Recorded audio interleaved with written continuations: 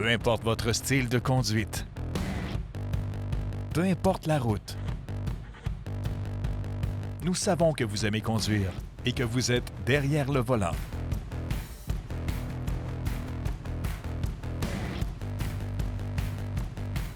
Toujours à la radio FM, en podcast, sur le site, les réseaux sociaux et encore une fois cet automne à RDS. Chroniques, trucs, informations, tendances. Suivez la passion d'être derrière le volant.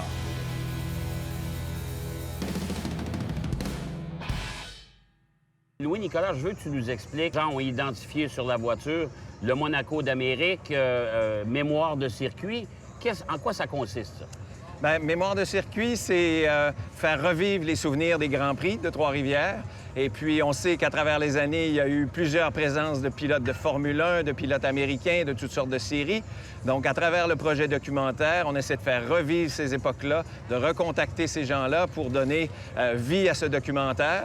Et puis, c'est pour ça que nous avions contacté Freddie Hunt. Tout ça s'est réalisé et sa présence est ici au Grand Prix de Trois-Rivières. Merci beaucoup, Louis-Nicolas. Bonne chance. En attendant, place au spécial Freddie Hunt.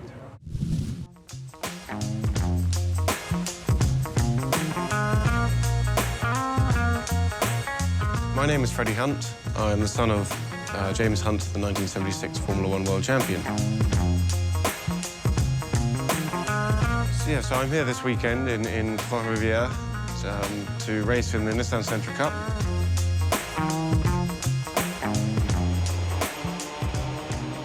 Of course, this is the legendary home track of Gilles Villeneuve. Well, whether it's home track or not, but this is where he, in 1976, thrashed my father, and which subsequently led to a recommendation from my father to McLaren, which got Gilles into Formula One.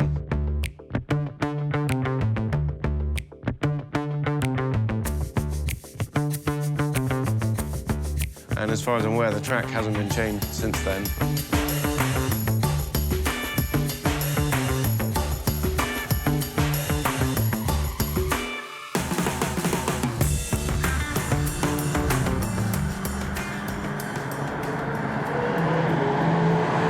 First day testing first day driving anything in Canada, first day in this car, the Nissan Sentra, and actually a lot more forgiving than I was expecting.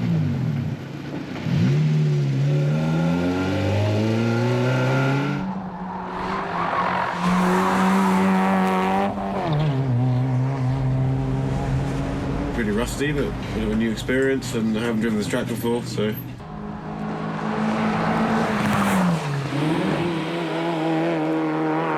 I don't find these times stressful. This is just practice. So, yeah, just gonna spend the day getting used to the car and. Oh, a lot of fun. Fun, huh? Yeah. Fun track, fun car, pretty well balanced. I started racing late in my career because my father died when I was very young, so I grew up on horses with my mother. And just by freak chance, that invited to the Goodwood Festival of Speed, and I was offered a drive in a racing car. And the guy I was with encouraged me to start racing. And he said, you know, with your name, if you like it, if you're good at it, you can make a career. So that's how it went. It was very spur of the moment, very spontaneous.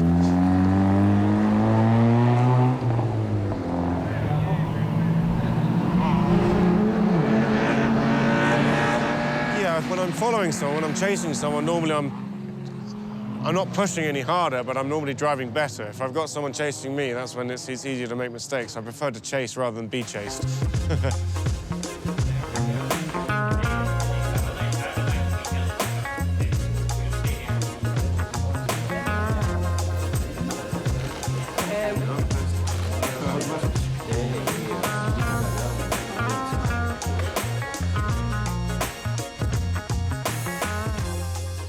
Well, first of all, I had no idea that there was a museum dedicated just to Gilles, and Jack as well, but it's pretty amazing. And there's so much memorabilia here, all the cars, all of his suits and everything. It's breathtaking, really. It's incredible. I wish there was one for my father.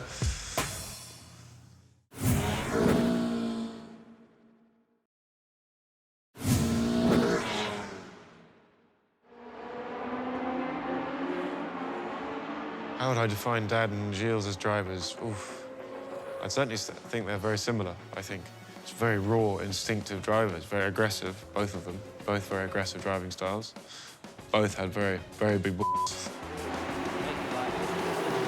Yeah, I mean, well, I started really to learn about my father once I'd started racing. You know, prior to that, I knew nothing about motorsport at all. Never went to a race since my father died. And I knew that my father was obviously a world champion and, you know, very famous, but that's all I knew. So I'm constantly learning more and more things about him. And, I mean, and my interest in Gilles started... I picked up a book about Gilles. I didn't realise that there was a connection between him and my father. And that's how my interest with Gilles started. I think my dad would advise me to probably say something, the same thing he said to Mika Hakkinen, is to enjoy yourself. If you're not enjoying yourself, you'll never perform to your best. I think if I was to have a conversation with Gilles, I imagine he'd probably say something like, stop driving like a pussy half the time, probably. Yeah, sometimes, well, to win the championships, you've got to know when to sit in second place. But I think that's one of the things I love about Gilles. You know, he just wanted to drive as fast as possible at any opportunity.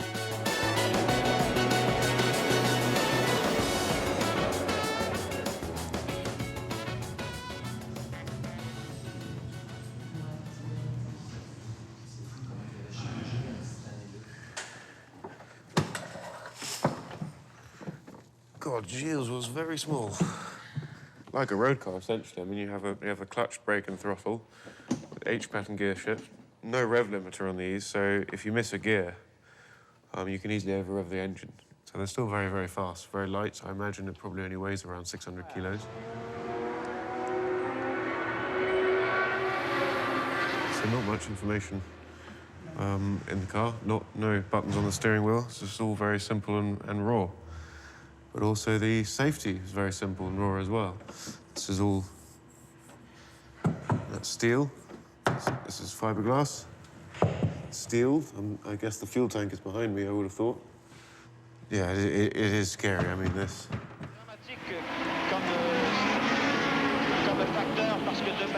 yeah, tremendous respect for these guys. And, you know, the power and the speed of this car compared to a modern day racing car isn't so high, but it's still, compared to any road car, this, I mean, I haven't driven one of these, but I imagine this would do 0 to 60 faster than, you know, a £500,000 Ferrari. So it's a very fast racing car with very little protection. Can make a lot of lovely noise.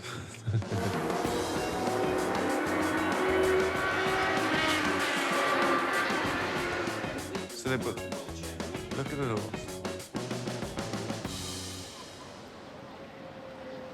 Gilles started in snowmobile racing, and me, I raced a long time in snowmobile racing. Then I got part of it in car racing. Yeah. I started 75, I think 4, 5, 6, in a series called the Volant Québécois. What I mean is a street car, like some of the car that was races here.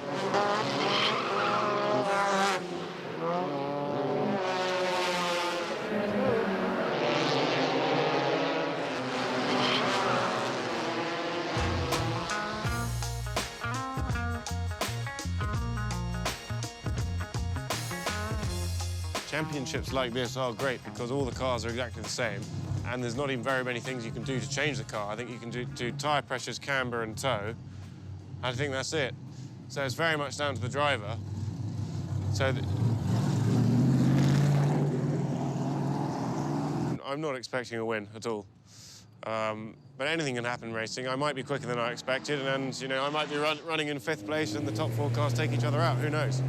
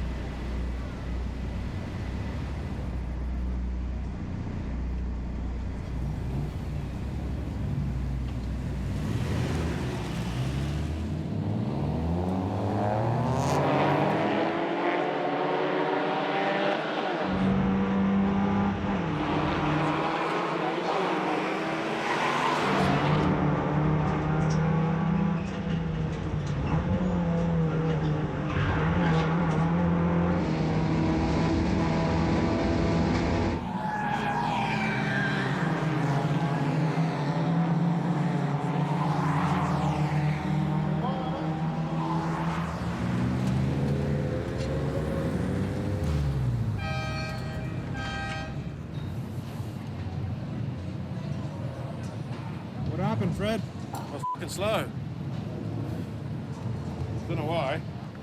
Half a second slower than practice. Air temperature or something to do with that, but everyone else went faster and I went slower, so... Not quite the qualifying I was hoping for.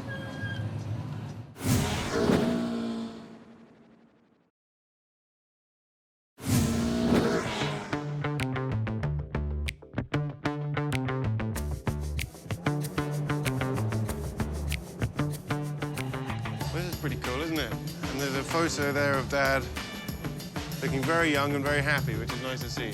I wonder if... I presumably that's in '76 in the Formula Atlantic, I guess. It's nice to see him looking so happy. I assume the race wasn't filmed in '76. Shame.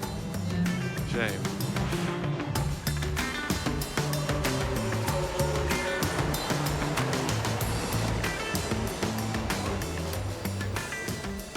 The ambience here is fantastic. It's extremely, it's very laid back atmosphere. The people are so nice. And I didn't realize how famous and loved my father was here. Occasionally, I'd hear someone comment on it, you know, outside of Quebec. But now coming here, it seems everyone knows of the story, and it makes me, you know, that story of what Dad did for Gilles is, you know, probably one of Dad's finest moments. Well, certainly one of his moments that I'm most proud of. And so to hear it from all the locals, all the fans here, the public, it's really nice, really touching.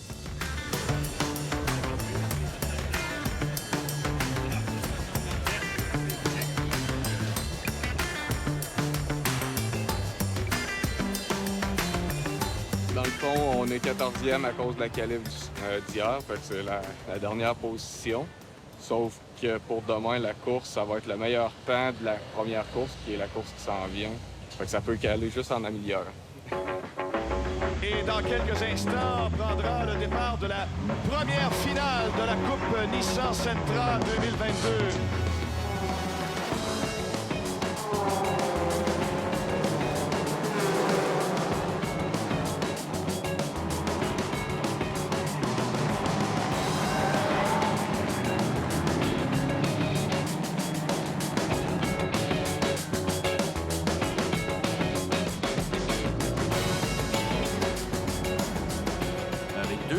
Deux voitures qui se sont tamponnées dans le virage numéro 1.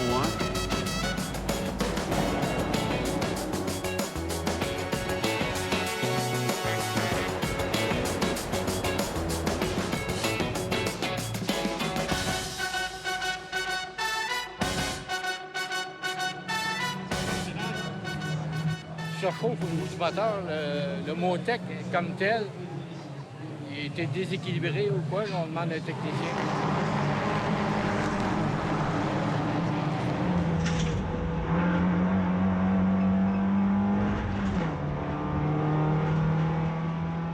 People always ask me, is driving ability hereditary?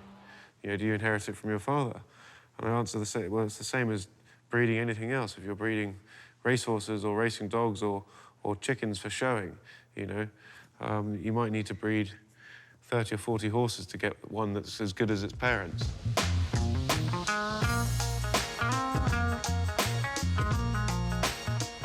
Have I inherited some of my father's talent? It appears I have some. I don't know how much, but it looks like Jacques inherited a lot of his father's, if not all of it. So he was lucky to get the right genes. So now I've got a team and a contract. Your own meet. That's good. Yeah, I would like to do that. Like same thing. Oh, that's cool. Good. Yeah. So. When is the race? Well, we just had our race. Oh, is there one tomorrow as well? Yeah, there's one tomorrow. I think at 11 or 11:30 or something. I think. Yeah. That should be fun. Hopefully the rain will come earlier.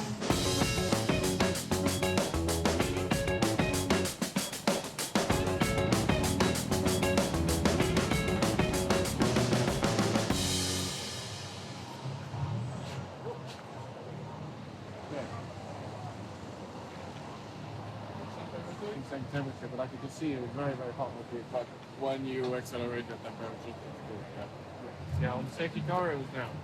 Yeah, I will talk with the Motec guy. Second lap of the race. Yeah, What was it? 21-2. 21-2. Still slower than practice. And faster. A little bit faster. No, I did 21.1 in practice, I think, no? Yeah, anyway. Faster than quali, but slower than practice. Anyway. And the next lap.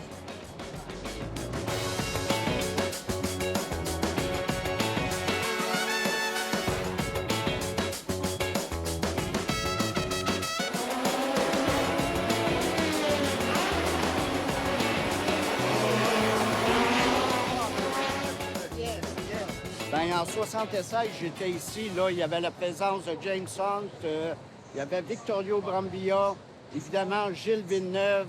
Et cette année, ben, quand j'ai su que Freddie c'était ici, on ne pouvait pas manquer ça.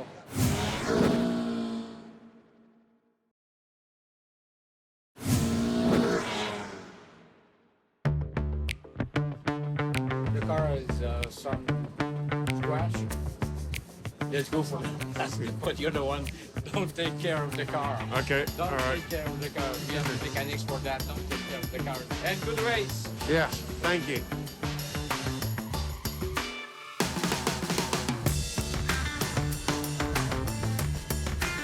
Beaucoup de voitures dans la série, beaucoup de pilotes expérimentés qui connaissent très bien le circuit du Grand Prix de Trois-Rivières. Philippe, les voitures viennent de prendre la piste pour le tour de chauffe. Il y a un grand invité dans cette série. Freddie Hunt, le fils du légendaire James Hunt. Voilà, la voiture de tête est retirée. Le drapeau vert est agité. 8e place pour Freddie Hunt. Il a pris un très très bon départ, il s'est très bien relancé. Maintenant, il va falloir défendre cette position.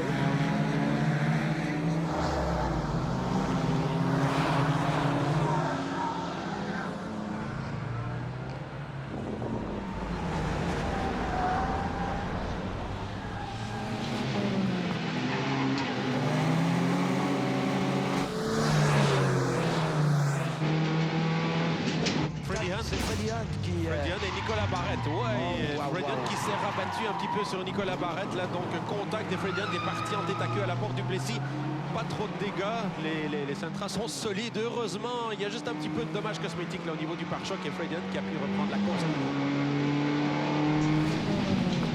Autre collision ici entre deux Sentra. Majeur, Jacques, c'est une autre neutralisation, bien entendu. Et ça, c'est vraiment inquiétant parce que les voitures sont dans le mur de pneus et il ne reste pas beaucoup de tours à cette épreuve de 40 minutes.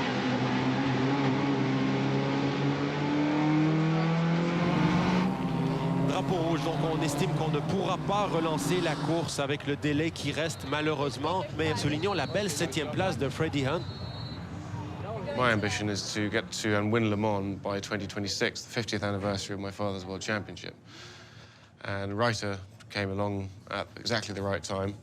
We put a team together, so completely starting from fresh, and we're already beating a lot of the top teams, so it feels pretty good.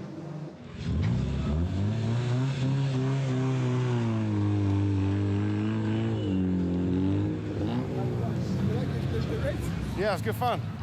Good fun. You see the crash at the end. There was two cars both trying to pass me, and they both just went straight. Like, fucking hell. Just off, threading together. That was délicat.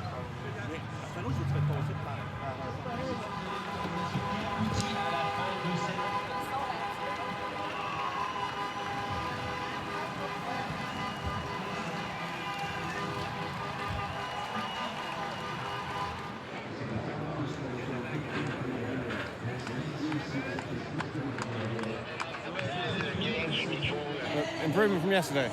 That's good racing. Aujourd'hui, nous soulignons la brillante carrière de James Hunt et notre gratitude pour son soutien à l'avancement de la carrière de Gilles Villeneuve. J'invite le fils de James Hunt, M. Freddie Hunt, et pour lui rendre hommage, Claude Bourgeois, président des Amis du Grand Prix, et le coureur vétéran Jacques. Bienvenue. So happy to see you, man. So cool. Wow. You know, meeting fans of my father's all around the world. But it does happen, you know, when I go to racetracks in various different corners of the globe. If there's fans of the older generation who knew my father, remembered my father, and they're always quick to come and say hello, and it's really nice. It's a wonderful feeling. Makes me, you know, even more proud every time I hear something.